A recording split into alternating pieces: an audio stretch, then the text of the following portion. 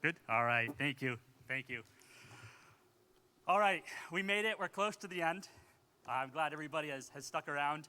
I'm really, really pleased to be here. I'm really honored to be here. I'd like to thank my friend, Dr. Lee, for inviting me, for having me here today. I'd like to thank my other panelists. I'd like to thank the moderators and the organizers of this event. My name is Gabriel Seder. I'm Vice President for Global Development for Destinations International, the Global Travel Trade Association for CVBs, DMOs, tourism boards, destination organizations around the world. We're based in Washington, D.C.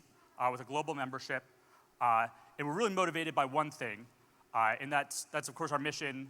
We're myopically focused on empowering our members so that their destinations excel. Now, what I'd like to do is share with you a few insights that we've been working on. We actually just wrapped, just a couple of weeks ago, we had our annual convention. This rotates every year, different cities every year. We were in Toronto, Canada this year. And I know that there was a handful of you in the room here that joined us. And what I'd like to do is share with you a few key takeaways that I had from our annual convention, and a few things that I think that you can take back to your destination organizations to think about what we're really framing as transformational opportunities for the era of the endemic, so coming out of the pandemic. So the first is this idea of community alignment. And we've heard a good deal about community alignment here today. I don't think I need to tell you exactly what this is, but what we really have seen in this area of community alignment is what we kind of consider if there is a silver lining from the pandemic, and I hate when people talk about that, but if there is a silver lining from the pandemic, it's that we found that our communities now understand tourism in a way that they really didn't before. And I think that this quote from the city manager of Vancouver is really illustrates this example. What he says is that prior to the pandemic, we assumed that tourism was just something that happens on its own. We can be hands-off, and really, it takes this artificial throttling of tourism. It takes the shutdown of the industry because of the pandemic to really see that tourism, first of all, is not something that happens on its own. It's something that relies on a destination organization to drive the industry. And secondly, that the industry has all kinds of impacts in the community that really the community takes for granted. So what we've heard from our members, what we've heard from DMOs around the world is that they're in a position right now where they have all the social capital, they've got more social capital and political capital than they've ever had, because their destination stakeholders understand the value of tourism in their community because they haven't been experiencing it for the past couple of years. And so our takeaway from this is that really you need to seize this opportunity to improve the way that you communicate what it is that you do to stakeholders in your community. And I love this cartoon, and I apologize if it doesn't translate well. But what this says is that professionals in every profession wildly overestimate the extent to which people that don't work in their industry understand what it is that they do. And I think we're more guilty of that really than anybody. And so, I urge you not to take for granted that your stakeholders understand what it is that the CVB does, or take for granted that your stakeholders understand the impact of the meetings and tourism industry in your community. We at Destinations International spend an awful lot of time thinking about how we can work with our stakeholders, with our members, to communicate what it is that they do. We produce tools like this one and many others, what we call our relevance campaign, that helps destination organizations communicate their relevance in their destination. We have what we call the the event impact calculator. This is a tool that helps CVBs calculate the direct, indirect, and induced benefits, impacts, economic impacts of events in their destination, which is tremendously valuable, I think, for CVBs. But we also tell CVBs and destination organizations that it's not enough to just talk about the economic impact that they have in their destination. You have to go much further than that. You've got to talk about how you're attracting corporate investment, how you're bringing in skilled workers and talent into your destination, how you're really getting behind your brand, elevating your brand, and promoting your destination to a global audience. That's something that I think we see in Goyang right now, and certainly something that I think is actionable for us right now. We work with our destination organizations on what we call the tourism lexicon. This is saying that there's an entire new way that you need to talk about what it is that you do and frame it up in a way that makes sense to political stakeholders and other stakeholders in the community. And I'd love to get into that in more detail, but I think we're going to breeze through it just in the interest of time. The next point here, this idea of community alignment, is that it's not just enough to talk to your community, tell them what it is that you do, but you also need to put your finger on the pulse of the community and understand, are they appreciating what you're saying, and how do they feel about tourism? Very quickly, anybody here from a destination organization, who does any sort of resident sentiment tracking or reporting in your community, in your destination? Okay, there's 0 hands up. There's no hands up. What we tell our members is that it's imperative that you have some sort of quantifiable opportunity to go into your community and get qualitative and quantitative feedback from them that understands what it is that they see tourism is doing, what they see that you're doing, be able to track and report that. So we have a few opportunities to do that. And one thing that we do is we work with our members to go out and say, okay, everybody that's done sentiment tracking of residents in their community this year, we produce sort of a meta report. We look at the reports, and so each year we can kind of take a look at what residents think about tourism in their community. And a few takeaways that we have year after year after year is, first of all, that residents feel that they are not being consulted, and so CVBs need to go out of their way to have strategies in place to actually collect input, collect feedback from residents in their community, and to act on this. They feel largely left out of the conversation. They're paying taxes. They don't understand how those taxes are being used to their advantage. And we also see that there's a generational divide here as well. Perhaps senior folks in the community, people, industry leaders and so on who've been in the industry a long time, perhaps they feel heard, young people less so. So what we tell people is that we really need to have opportunities to empower your residents to get involved in tourism decision making.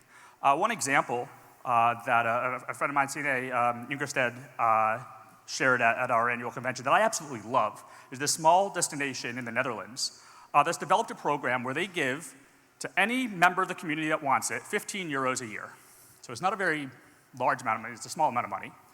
But those residents can then allocate those 15 euros to any project that they'd like. So they can make this up. Anything that kind of touches the tourism industry. So maybe they want to put new benches in a park. Maybe they want to host a festival or a concert and so on. So they can make any proposal. They can allocate those 15 euros any way that they like and convince their peers in the community to do that as well. And what you see as a result of this is this investment in tourism in the community. They've literally got skin in the game. They've got investment in tourism, and their appreciation for tourism and putting the industry of tourism to work for them is sky high. So I think that's really great, that's really innovative, and something that we can learn from. And of course, this all ties together in the need to develop a destination master plan. So it's not enough just to have a strategic plan for your destination organization. You need to have a destination master plan that says, look, this is our vision for the entire destination. A 5-year plan, a 10-year plan. It could be a 50-year plan, but the idea is that you're going out to stakeholders, you're engaging with these stakeholders, you're working with them to put together a vision for your destination, and you're articulating this in a way that represents the vision of your stakeholders in the community. Can I go back? So this gets us to the next transformational opportunity. After community alignment is this idea of destination stewardship. What we mean when we talk about destination stewardship is the idea that you as a destination organization have a responsibility to manage your destination. And this is not new. We've been talking about destination management for a long time. DMO, destination marketing, or destination management, probably both. But what we find with this idea of destination stewardship is that you have a responsibility not just to be attracting visitors into your destination, but actually to be balancing that supply and demand equation. Now, during COVID, we got kind of a respite from a lot of the issues around tourism, whether that's over-tourism, overcrowding our destinations, whether these are the impacts of climate change and so on. But of course, as we recover from the pandemic and as tourism and meetings and events comes roaring back, these issues have not gone away. They're surfacing in a way that that we're going to have to deal with. So the time is now to address some of these things. And so it's your job as a destination organization not to solve these problems. I mean, that's well beyond our skill set. That's well beyond our mandate. It's not our responsibility to solve climate change, but it is your responsibility to act as a catalyst in your destination to bring the industry together, to identify opportunities, to address development goals, and to act as the leader in your destination for the tourism industry. One example that I really like is this business event sustainability plan that's coming out of Canada. I think a couple of people in the room here were involved in developing this. And what they say is that the industry is not going to solve climate change in Canada, but the Canadian Destination Organization is being the leader here, bringing together these various stakeholders to develop a plan that's implemented by everybody. That's something that I think that we can learn from. Now, in addition to bring your stakeholders together to buy into your vision, you need to go to your stakeholders and you need to understand what it is that you can do to support them. And I think this goes to a lot of what we heard on stage here today. But this idea of aligning your destination strategy with the broader public and private sector economic objectives in the destination are imperative. And I love this quote from our annual convention from Petra Stusek, who David mentioned earlier. She says, tourism by itself is no longer the prime focus for us. We're developing a greater systems approach and meeting with government and community leaders more regularly to define how our industry is a catalyst for other industries. That is to say that tourism or meetings and events in and of itself is not the point. The point is leveraging this industry to support broader growth in your community. I was at an event recently with Norbin Ahmed, who some of you may know from Malaysia Convention Bureau. And he told me that in Malaysia, there's 3 priority sectors that the government is investing in. I think it's petrochemical and energy, healthcare, and tech, I think. And so they go out and they attract meetings and events that align with these 3 sectors. And anything that's not aligned with those sectors, it's not that they don't invest in, they put them aside. They say there's an opportunity cost to that. That's not one of our objectives. We're really aligning our meetings and event strategy with these very specific sectors. Now, this isn't something that you need to invent on your own. Of course, we're familiar with the UN SDGs, the Sustainable Development Goals. Certainly urge you to keep those in mind as you're developing these priority areas and thinking about how you're leveraging tourism to address these. The final point here, and I'll make it very quickly, is that you need to be using data and analytics to be tracking your success in the area of sustainable development. I think that goes without saying. I love the example of Valencia, Spain. Valencia has put together a dashboard where they're tracking the carbon impacts of tourism in their destination, tracking the carbon impacts of transportation, of meetings, and conventions, and so on. Of course, their goal eventually is to get to net zero, but they know that tracking and metrics is key to do that. Now, this example from Valencia is what I think aligns here with our third, what we call transformational opportunity. And that's this idea of values-based action. That's going into your community and understanding what are the values of your community, these unquantifiable things that our previous panel was speaking about with this creative energy in a destination. It's saying, how do we take this and how do we market this? How does this become part of our brand? Any 2 cities, meeting cities, that the assets aren't really that differentiated. When travelers are making a decision, it's the brand of the place that they're looking at. And this really aligns with this idea that the community and the destination should not be treated as 2 separate things. The community is the destination, and it's the creative energy of that community that really defines what your brand is. I'm going to breeze through a couple of examples here, just in the interest of time, and talk about how we actually use how you can create incentives to bring along your industry, to get the travel industry to align with those values in your destination. I've got this example from Victoria, British Columbia. In Victoria, this idea of environmental sustainability, of carbon neutrality, is core to the values of the destination. It's really core to their identity. It's an island destination and obviously feels the impacts of climate change. And so they've created a certification program where suppliers and vendors, tourism businesses in the destination are trained on carbon impacts. They've received a certification, and the DMO will only promote them if they have this certification. So they've created this sort of carrot and stick structure. They've created this incentive to bring along these vendors in the destination and to buy into these values in the destination. Finally, I would say that it's imperative as well to create a KPI, some sort of opportunity to actually track the implementation of values-based marketing, values-based action in your community, to track that and to report on that. So one example for us as an organization is we've been, as a couple of other speakers mentioned here today, particularly concerned with questions around equity, diversity, and inclusion in our industry. And so what we've done is we've put together an opportunity for destination organizations to actually benchmark their performance in a number of different areas around EDI, equity, diversity, and inclusion. We've created this benchmark, and this is something that we track longitudinally. And so we can actually have an opportunity for destination organizations to track this and to report what they're doing among their organizations, among their partners, and in their community to achieve DEI objectives. Finally, we get to this idea of organizational resilience. So this is the idea of actually building stronger organizations, taking what you've learned from the pandemic and coming out of it in such a way that we've learned something from this crisis. And if there are key takeaways that we've had from the pandemic, I think it's these.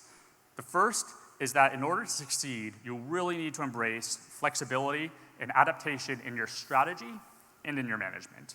So again, this is something we've heard a little bit today. Of course, we're all now experts in this world of hybrid events.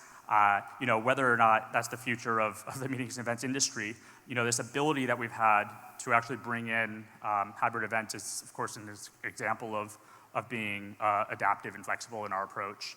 I love this example from a member of ours from Puerto Rico. Discovered Puerto Rico very early in the pandemic. Said, look, if you can't come to Puerto Rico, we'll bring Puerto Rico to you.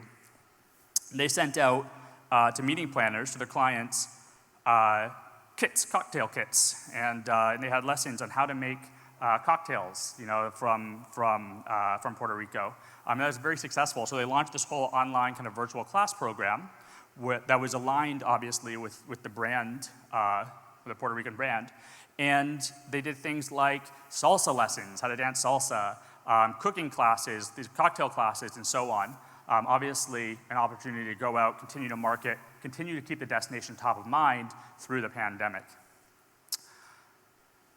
The next takeaway that we had, of course, is diversifying funding and specifically maintaining reserve funding. Now, our members have a few different business models, and everybody's funded in different ways. But those that are reliant on some form of accommodation tax found that funding turned off almost immediately, almost overnight, when accommodation taxes were no longer collected. And so what we started to do is to think about, okay, how do you build a funding model that's based on this idea of community alignment, right? As you bring in new stakeholders, as you start to build relationships outside the visitor economy, how are you actually able to leverage that into new funding opportunities? We created something we call a community benefit funding model. We've got more information about this on the website. But essentially what this looks at is new opportunities to create partnerships, new opportunities to collect funds from unusual suspects, from unusual stakeholders. Reserve funding is another thing that we've seen, more and more important. We run an accreditation program for DMOs. We actually introduced a new accreditation standard, which says that a destination organization must maintain at least minimum 6-month cash reserves in order to maintain their accreditation. The expectation here being if we are ever in another situation where these funds weren't available, this provides a runway and helps kind of stave off some of the crises that we saw very early in the COVID pandemic. Next, this idea of recruiting new talent and elevating young workers. Hats off to the organizers here for the challenge that we saw earlier involving young people in the industry. This is something that we really believe in very strongly. The need to attract young talent, to compete with other industries, and to retain talent that we've got in the industry is imperative. the innovation, the energy, the creativity, the new thinking from young people in our industry is imperative. We've got a 30 under 30 program that we've had for about 10 years, creating a class of about 300 people who've gone through this program.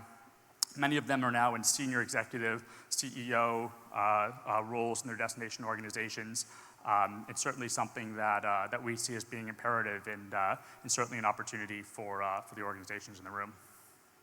And finally, this idea of leveraging the power of collaboration, the idea of alliance building and building networks in order to get through crises like we've just had and to build back in a way that's stronger for the future. And I had an example here that I was going to share again from Malaysia. But as I was sitting here in the room earlier today and I was thinking, we've got a better example, and that's probably what's going on right here, right now. So when we talk about collaboration, we talk about network building, alliance building, I really think that this is something to be inspired by, and this is a great case study for us. We've got all of these different stakeholders in the room, sharing knowledge, building networks, and of course, becoming more resilient, building more resilient organizations. So my hat's off to the organizers and to Dr. Lee for bringing everybody here today and starting off this initiative. Looking forward to see where this is going. Certainly happy to be a part of it, and really thank you for your support for having us.